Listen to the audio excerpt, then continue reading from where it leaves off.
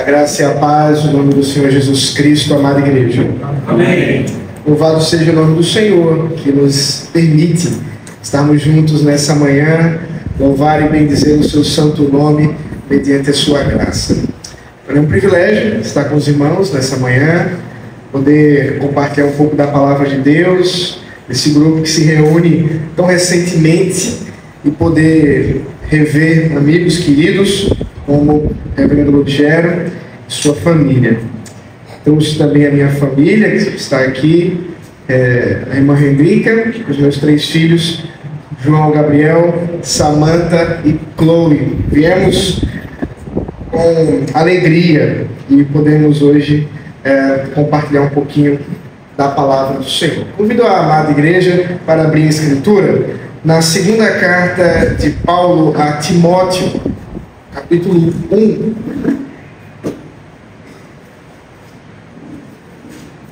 Segunda Timóteo, capítulo 1. Eu lerei o versículo de 1 ao 7, os versículos de 1 a 7, e peço que os irmãos acompanhem a leitura da palavra de Deus.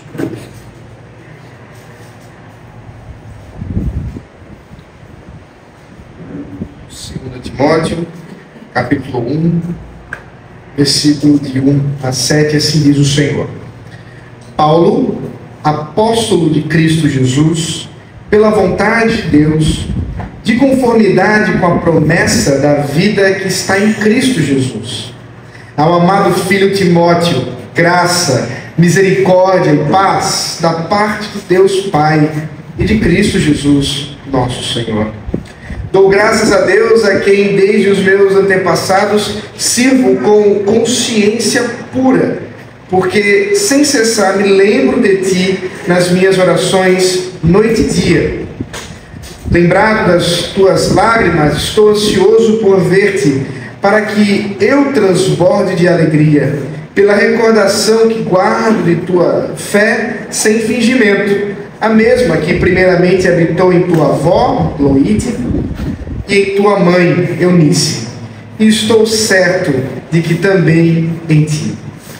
Por essa razão, pois, te admoesto que reavives o dom de Deus que há em ti pela imposição das minhas mãos, porque Deus não nos tem dado espírito de covardia, mas de poder, de amor e de moderação. Até aqui a palavra do Senhor. Vamos orar mais uma vez. Deus bendito, seja louvado o teu santo nome nesta manhã. Enquanto estamos reunidos aqui, Senhor, é a tua voz que desejamos ouvir. E por isso, ó Pai, por Cristo, que o teu Espírito fale conosco nesta manhã e possibilite, Senhor, que sejamos transformados pela tua palavra bendita. Que o Senhor seja glorificado no meio de nós nessa manhã. E que assim, ó Deus, pela tua palavra, sejamos alimentados. Em nome de Jesus Cristo. Amém. Meus irmãos, se estivéssemos retrocedendo alguns séculos e não tivéssemos nascido em pleno século XX ou XXI, mas antes em séculos como XIX, talvez retrocedendo um pouco mais 18, retrocedendo um pouco mais 17 e assim, se voltássemos no tempo e pudéssemos visitar o período pré-revolução industrial e nascêssemos, seja lá em que família fosse, certamente não haveria uma crise como é comum dentre os nossos dias, do que afinal de contas é o nosso chamado. É comum dentre os nossos jovens perguntarmos o que você vai ser quando crescer, o que você quer ser quando crescer, qual será a sua profissão, mas essa não seria uma pergunta comum em tempos passados, porque se você nascesse numa família de agricultores, é isso que você faria quando você tivesse assim condições de trabalhar. Se você tivesse nascido numa família de artesãos, é isso que você seria, se assim você tivesse a condição a idade e a capacidade para isso. E assim, consequentemente. Portanto, essa crise, muitas vezes, que assola os nossos mais jovens, nossos adolescentes, os nossos jovens, afinal de contas, o que será da minha vida? Como poderei exercer o chamado? Não era algo comum em períodos não muito distantes. Quando a gente pensa, portanto, agora, em nossos tempos, e pensando como que nós podemos servir a Cristo, de fato, uma grande quantidade de opções se mostram, uma diversidade considerável precisa ser observada. Mas, acima de tudo isso, para qualquer século, o que de fato precisamos considerar é o que Cristo, ou em Cristo, nós podemos fazer para glorificar o santo nome do Senhor. Como que podemos viver diante dos dons, dos talentos que o Senhor nos concede para a glória dele? Essas são questões que devem tomar o nosso coração. São questões que, muito práticas, devemos observar e considerar mediante as Escrituras Sagradas.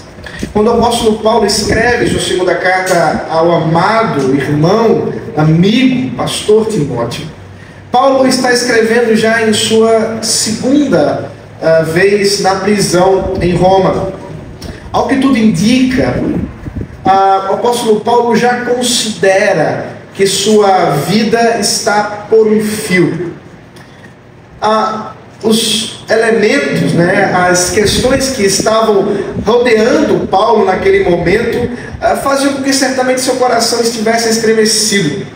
Muito diferente da primeira prisão, que há uma possibilidade de tenha sido inclusive domiciliar, não com a coisinha na perna, nessa época não tinha não, mas ele já gozava de alguma liberdade mesmo estando preso.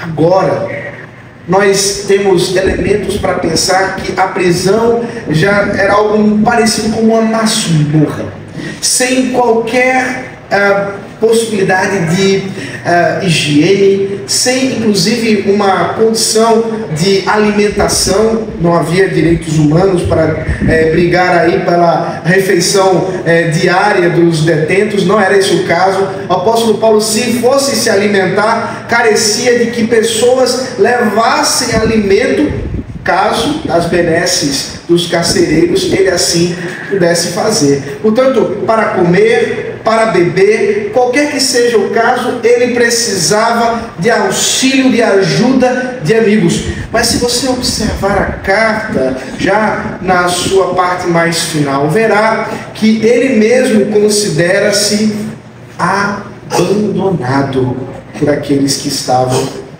há pouco tempo com ele. Mas Timóteo é alguém que ele guarda no coração. Portanto, essa carta, meus irmãos, é uma carta certamente escrita com lágrimas.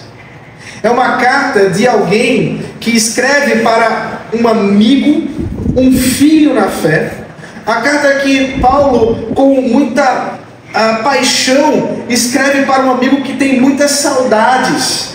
Com lágrimas, o próprio apóstolo Paulo diz, Timóteo se despediu dele. E ele ainda se lembra daquelas lágrimas. Mas agora, afastados, a carta é uma forma de aproximação.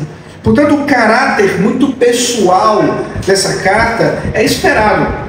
E o que observamos, de fato, é que nesse trecho que vemos, e não só nele, mas em toda a carta, o tom do apóstolo Paulo, mesmo diante dos sofrimentos, mesmo diante do abandono, da separação, da tristeza, é a centralidade do Evangelho em tudo o que ele, Paulo, faz. E aqueles a quem, portanto, ele dirige a carta, primeiramente a Timóteo e em sequência à igreja, considerando que, apesar de uma carta pessoal, esta carta tem um caráter de compartilhar da palavra para com a igreja, não somente com Timóteo.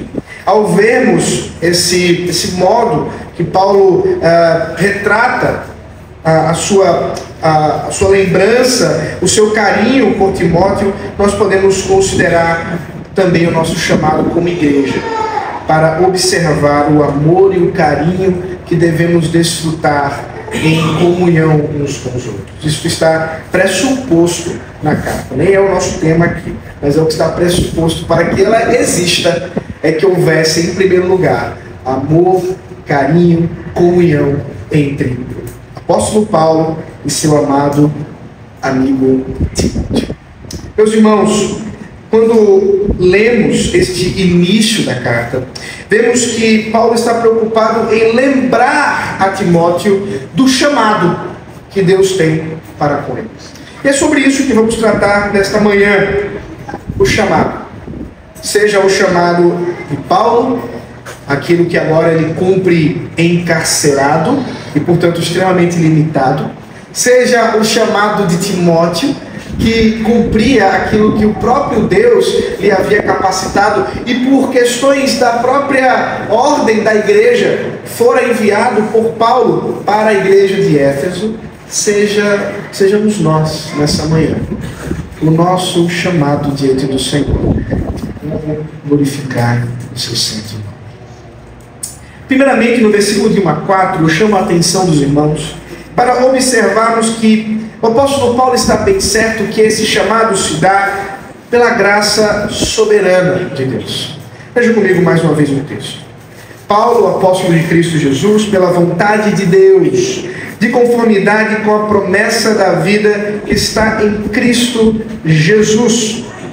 O apóstolo Paulo sabe que o direcionamento da nossa vida, seja o período em que estejamos vivendo, é conduzido pela graça soberana de Deus, pela vontade soberana daquele que faz tudo para a sua glória e que decretou toda a história segundo o seu querer, e portanto nós podemos, em conformidade com isso, sabemos com toda certeza de que aquele que nos chama é aquele também que nos capacita. E é nessa convicção que Paulo pode lembrar da vontade de Deus em chamá-lo como apóstolo.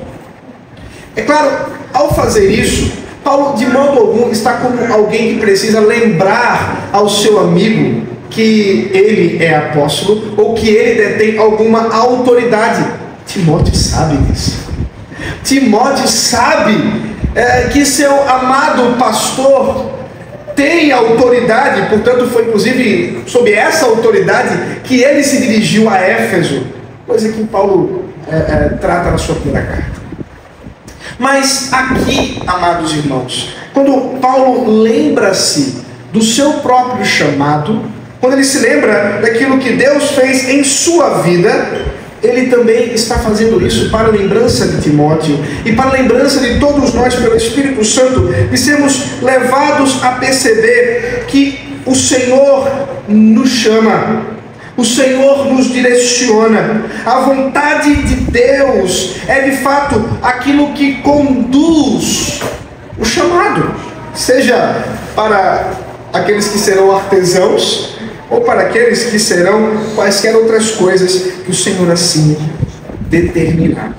Portanto, quando Paulo fala a Timóteo que ele é apóstolo de Cristo pela vontade de Deus, ele considera de fato e recupera a sua história de quando ele mesmo fora chamado por Deus naquela estrada para Damasco, quando ele era o principal dentre os malfeitores da igreja, quando ele era aquele que estava disposto a matar, a prender aqueles que amavam a Cristo.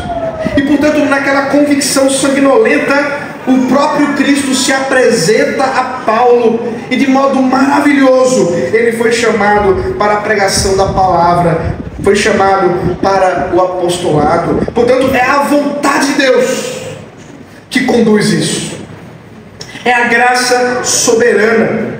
Essa é a convicção de Paulo, essa é a convicção que ele também fará para com o seu amado Timóteo. Veja o versículo 2. Ao amado filho Timóteo, graça, misericórdia e paz da parte de Deus e de Cristo Jesus, nosso Senhor. Dou graças a Deus, a quem desde os meus antepassados sirvo com consciência pura, porque sem cessar me lembro de Ti nas minhas orações, noite e dia. Lembrado das Tuas lágrimas, estou ansioso por ver-Te, para que eu transborde de alegria. Meus amados irmãos, nós podemos ver que a convicção de Paulo para com Timóteo é de que este que o Senhor também lhe deu como um filho na fé. Aquele que o Senhor lhe deu, e as palavras não são colocadas como coisas aleatórias, mas antes há de fato amor que Paulo detém para com Timóteo. Amado filho Timóteo. Esse título que Paulo dá a Timóteo, que não é outra coisa senão uma convicção profunda de que, assim como o apostolado, Timóteo também lhe foi dado como um filho. Timóteo também lhe foi dado como um amigo. Também Timóteo lhe foi dado como agora alguém que pode lhe servir. Ele vai falar isso mais para frente, quando solicita que Timóteo venha, se apresse em se encontrar com ele, para que possam juntos compartilhar um tempo juntos, inclusive levando dos livros, da capa. Certamente o inverno se aproximava e Paulo já temia que o frio poderia ser terrível. Portanto, aquele que conduz a nossa vida, aquele que conduz a nossa caminhada, é aquele que nos conduz também para os relacionamentos, aquele que conduz àqueles que estarão conosco na nossa jornada.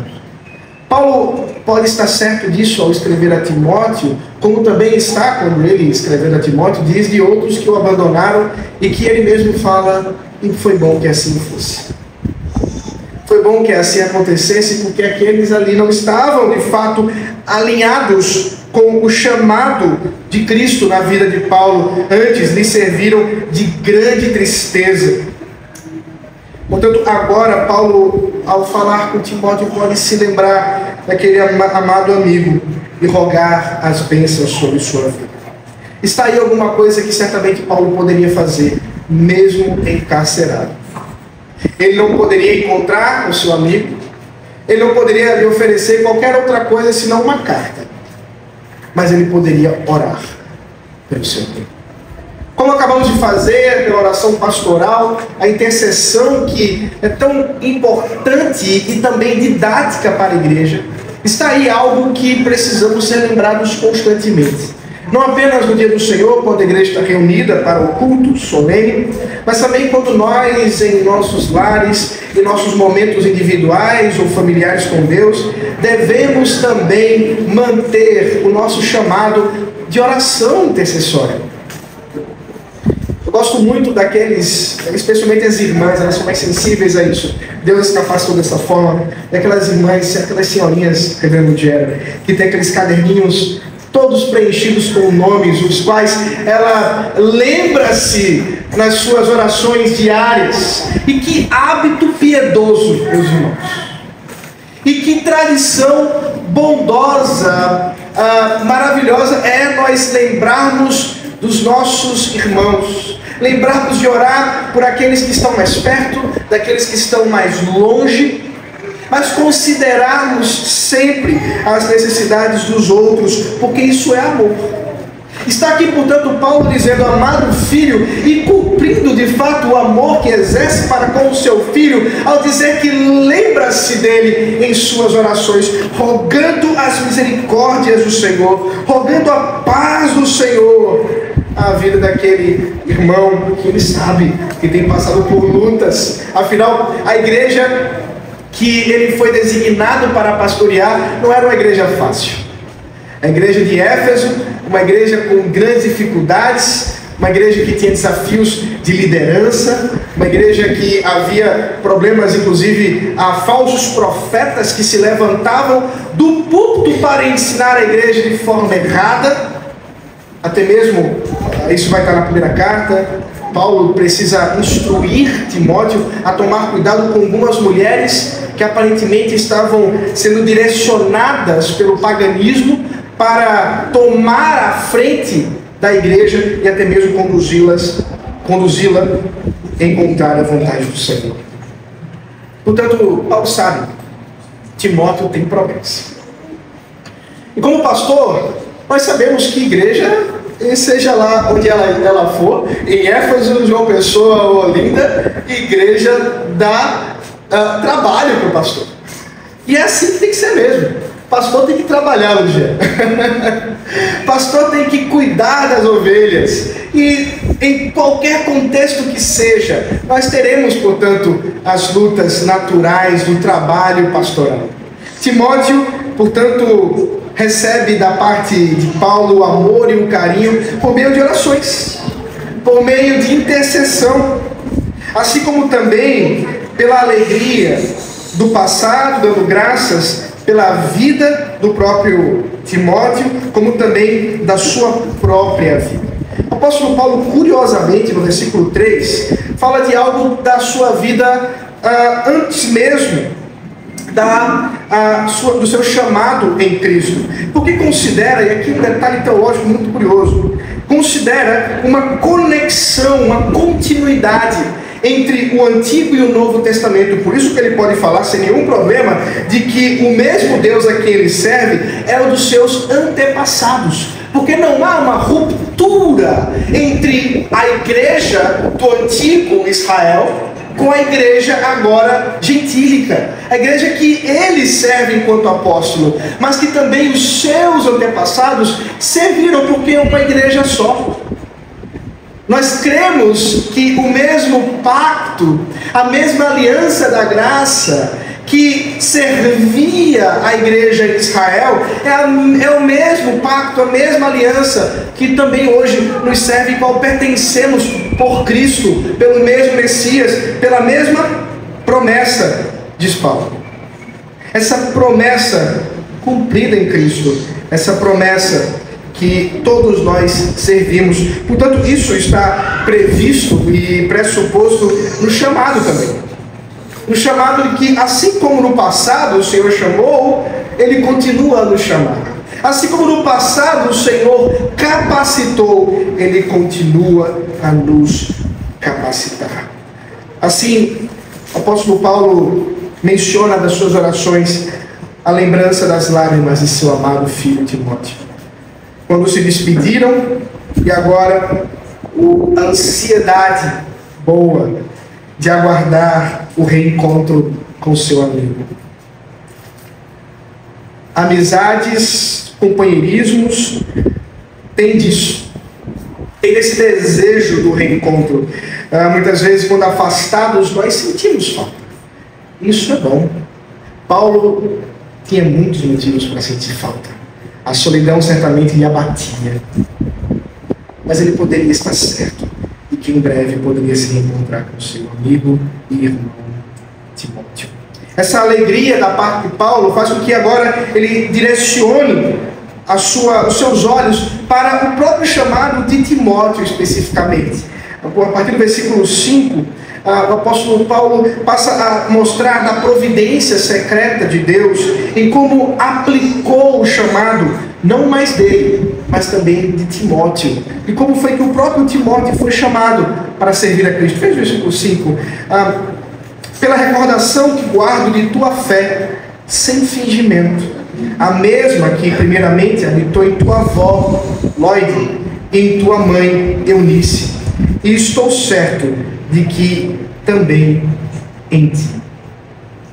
Paulo está aqui lembrando-se da vida do seu amigo, que ele conhece muito bem. É possível que quando Paulo esteve em Listra, na sua viagem missionária, isso está registrado em Atos, capítulo 14, depois você pode dar uma olhada, o apóstolo Paulo tenha se encontrado com essas irmãs aqui. Essas mulheres piedosas, a avó e a mãe de Timóteo. E ali, Paulo tenha apresentado o Evangelho e elas tenham firmado os seus passos em Cristo. Talvez nesse mesmo momento Timóteo tenha feito isso. No entanto, Paulo não menciona o pai de Timóteo. O que sabemos é que era um grego, era gentil.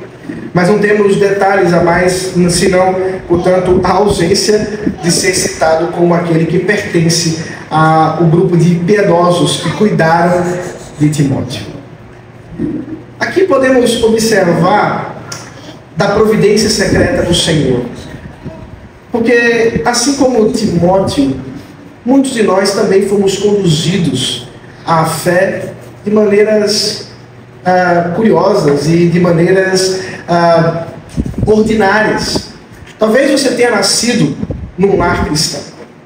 Talvez seja o caso de que você mesmo tenha recebido a fé por parte de sua mãe, de sua avó, talvez de seu pai. Nem todos são assim. Timóteo é um exemplo, mas nós podemos observar que nesse chamado do Senhor, da sua graça soberana, a aplicação dele se dá de modo muito variado. E aqui, se pudéssemos abrir o espaço para ouvir os testemunhos, irmãos, certamente as histórias seriam muito variadas, talvez algumas mais parecidas ou menos com a história de Timóteo, mas o que quer que seja, a graça do Senhor se manifesta, a providência do Senhor se manifesta nos usos desses meios ordinários e até mesmo extraordinários, como no caso de Paulo, se encontrando com o próprio Cristo encarnado na estrada de Damasco. Mas a lembrança de Paulo é que há uma fé sem fingimento, há uma fé não fingida, uma fé que Timóteo compartilhava de sua avó e de sua mãe, mas que ele individualmente precisava manifestar. No chamado do Senhor e pelos meios ordinários do Senhor, nós podemos, claro, nascer em um lar cristão, recebemos o sinal do batismo muito cedo, ainda crianças, mas se a nossa fé sem fingimento não for externalizada, não for professada em idade oportuna, certamente a fé de nossos pais não nos salvará. Nós não cremos de modo algum numa espécie de salvação por herança. Ainda que em alguns casos extraordinários, até mesmo a nossa confissão trata disso, os casos das incapacidades cognitivas, nós possamos observar a operação do Espírito Santo de forma extraordinária, até mesmo naqueles que não podem professar sua fé. Mas isso é uma questão de ordem extraordinária, o reverendo Luciano depois explica para vocês. Mas o ponto extraordinário aqui que nós precisamos entender, o ponto ordinário que nós precisamos entender, é da individualidade da nossa fé.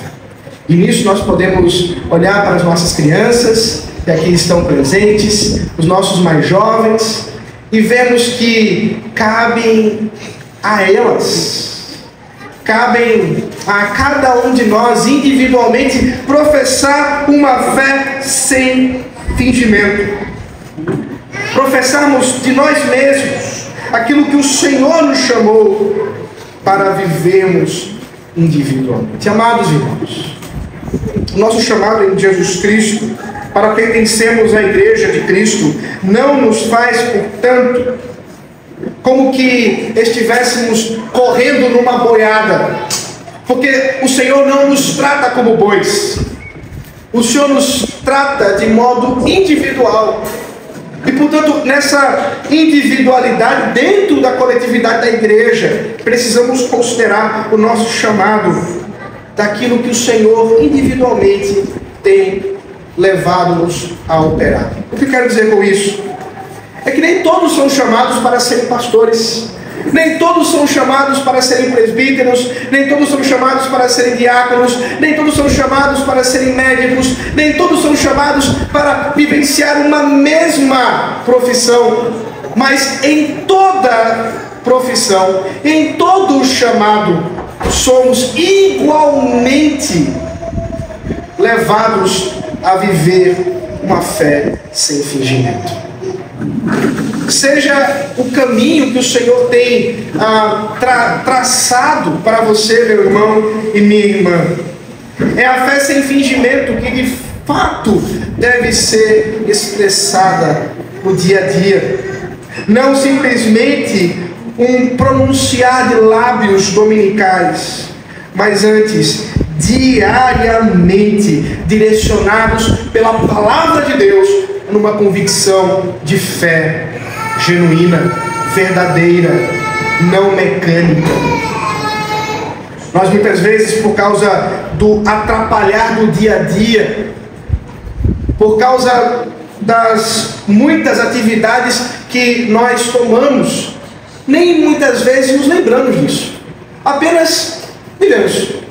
E os dias se passam, as semanas se passam, e muitas vezes não nos tocamos. Afinal de contas, temos de fato vivido uma fé sem fingimento, aonde estamos inseridos?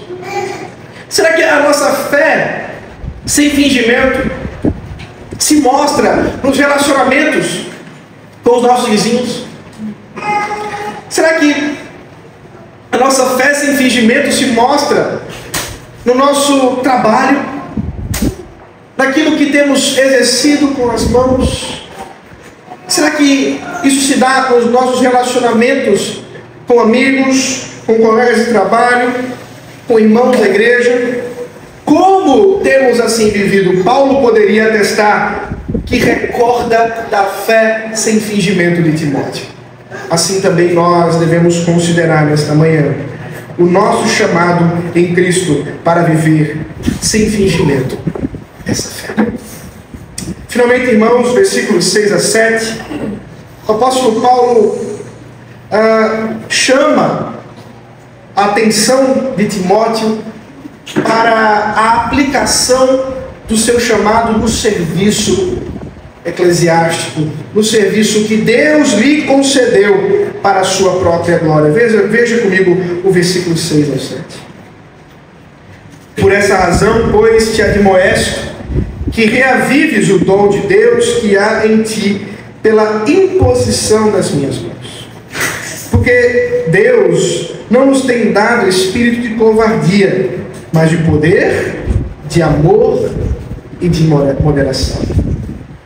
Meus amados irmãos, aquele mesmo Deus que pela sua graça soberana nos chama, o mesmo Deus que mediante a sua providência secreta aplica esse chamado no tempo e no espaço, nos conduz segundo a sua vontade também, para servi-lo com alegria, e até mesmo usando os meios de sua santa vontade, por causa da graça dele, não só de nos chamarmos internamente, isto é, por meio do Espírito Santo, mas o chamado externo, e aqui me refiro ao chamado de vocação externa, aquele que a igreja reconhece os dons que Deus concedeu, e aqui no caso, Timóteo, que Paulo, tendo reconhecido o chamado, pôde, por meio da imposição das mãos, enviar, ordenar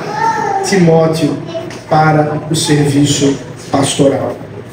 Aqui, meus irmãos, nós lembramos que essa imposição de mãos, de modo algum, é algum poder especial que Paulo detinha para trazer capacidade a Timóteo. Não é isso.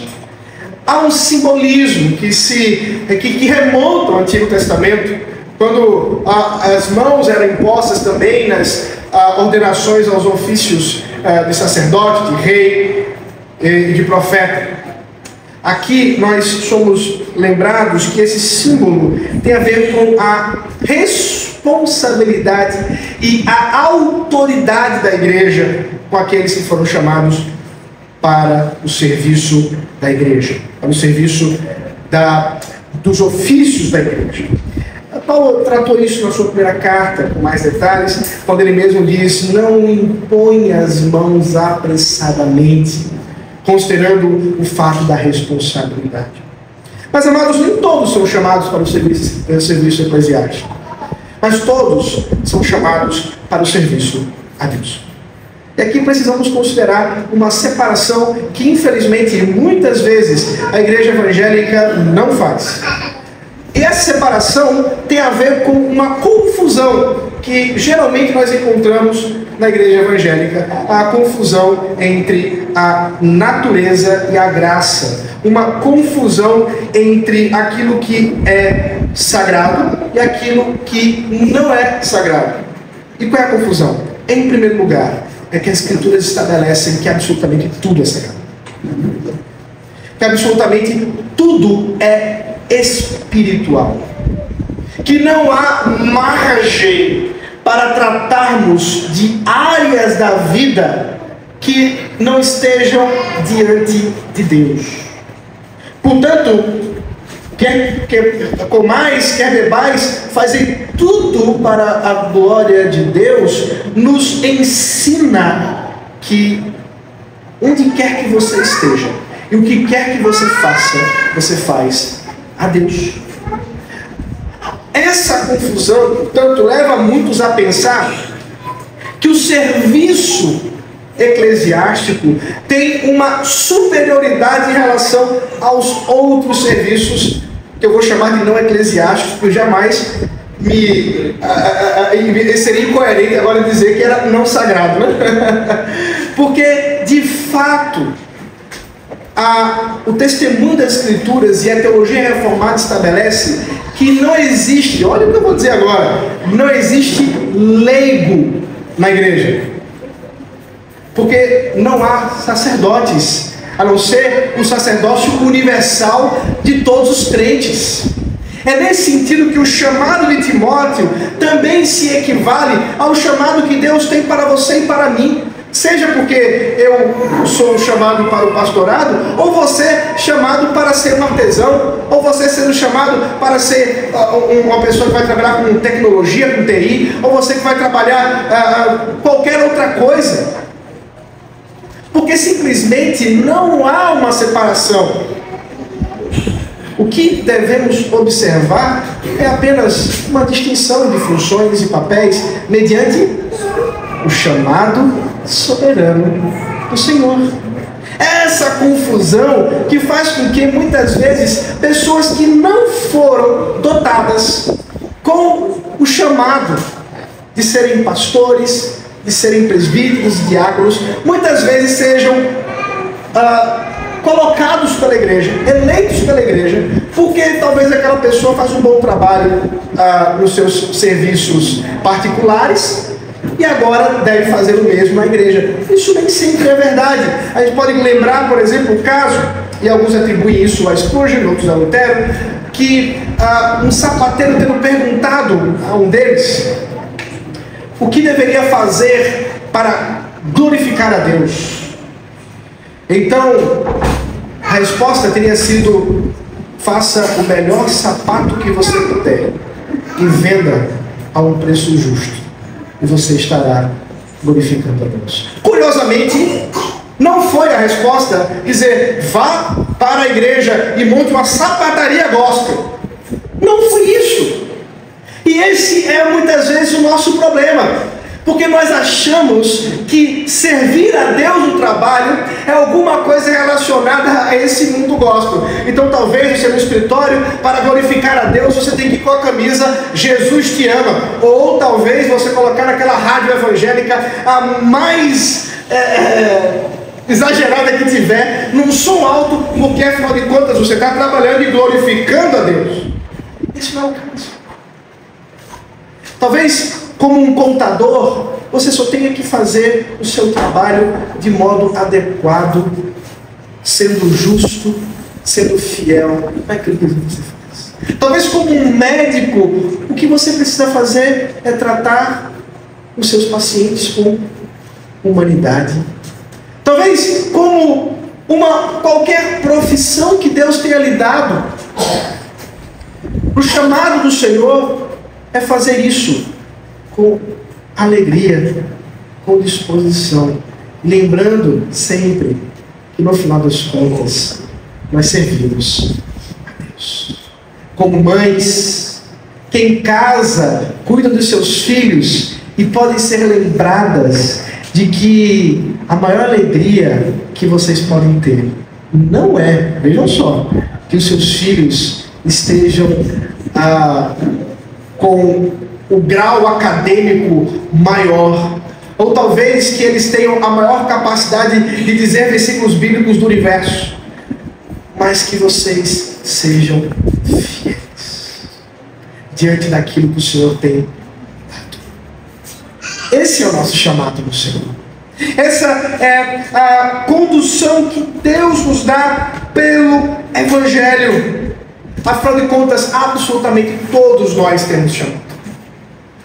Todos nós fomos chamados em Cristo pelo Evangelho. E pelo Evangelho podemos servir ao Senhor. Quando saímos daqui hoje e fomos para os nossos lares, e iniciarmos, portanto, amanhã os nossos afazeres comuns, nós devemos ser lembrados dessa verdade, de que quando fazemos o que fazemos para a glória de Deus, no chamado dEle, aquilo que Ele nos deu hoje. Mas talvez o que você faz hoje não é o que você fez ontem e nem o que você fará amanhã. Considere isso. Eu quero caminhar para o encerramento do nosso sermão dessa manhã. Lembramos que o versículo 7 nos convida a perceber que esse chamado envolve não covardia, mas o poder de Deus, o amor de Deus, a moderação de Deus. Isso pode se aplicar de muitas e muitas maneiras. Porque pode ser que hoje você sirva ao Senhor com fé sem fingimento num escritório e amanhã como missionário na África. Será que quando você estava no escritório você não era chamado? Não. É porque em Cristo e pelo Evangelho o Senhor vai nos conduzindo na diversidade de sua vontade para fazermos o seu serviço de muitas maneiras. Aquilo que fazemos hoje certamente não é aquilo que faremos amanhã. Veja, por exemplo, muitas vezes o que acontece com os nossos mais velhos. Depois de terem trabalhado anos e anos, servindo de muitas maneiras, quando finalmente chega a aposentadoria, a alegria que dura tão pouco, porque se perguntam, mas e agora? Será que não tenho mais um chamado? Será que não tenho mais um serviço? Isso não é verdade, porque o serviço e o chamado não estava atrelado simplesmente àquela profissão específica, seja ela qual for. Seja ela qual for. Eu me recordo do reverendo Sérgio Lira, pastor que eu sucedi na igreja que hoje pastoreio em Casa Caiada. Reverendo Sérgio, com a idade de 33 anos, se não estou enganado, sofreu um acidente que o tornou tetraplégico. Ele era pastor na igreja em Cuiabá e depois de um longo processo de recuperação, a pergunta que ele fez ao seu médico era: doutor, eu ainda posso falar? E quem conhece o reverendo Sérgio sabe que a voz dele é algo impressionante. Ele tem uma voz, é um barítono, talvez um baixo ali, nas regiões mais graves. E portanto, o reverendo Sérgio, naquele momento, ele teve dúvidas a respeito do chamado dele. Será que o Senhor teria anulado o chamado dele enquanto pastor? Mas mesmo diante das dificuldades físicas, ele pôde continuar o seu trabalho de pastor, e quem conhece sabe que ele fez isso com grande presteza e fidelidade ao Senhor. Eu conto essa história para que nós consideremos que na providência secreta do Senhor, muita coisa pode acontecer conosco, mas isso não nos faz anularmos o chamado de Deus. Considere sua vida hoje, considere sua vida há 10 anos passados, ou como nós poderíamos pensar nos 10 anos futuros. Tudo para a glória de Deus, não em covardia, mas em poder, porque é no poder de Deus, em amor, porque é no amor do Espírito Santo, na prática cristã do Evangelho, com sabedoria da palavra, que nós podemos servir a tudo isso. Você tem um chamado. É o Senhor quem capacita, é o Senhor quem conduz. Ele fez isso com Paulo, ele fez isso com Timóteo, e certamente ele continua a fazer isso com a igreja de Cristo. Amém. Oremos. Senhor, nós te agradecemos a tua palavra e rogamos a tua bendita vontade que aplique em nós a tua palavra diante daquilo que foi exposto. Aquilo que é teu, Senhor, penetre em nossos corações. Aquilo que tem a vindo do homem apenas. Não alcance, ó Deus, raízes da essência desse. Assim que nós choramos. Em nome de Jesus Cristo. Amém.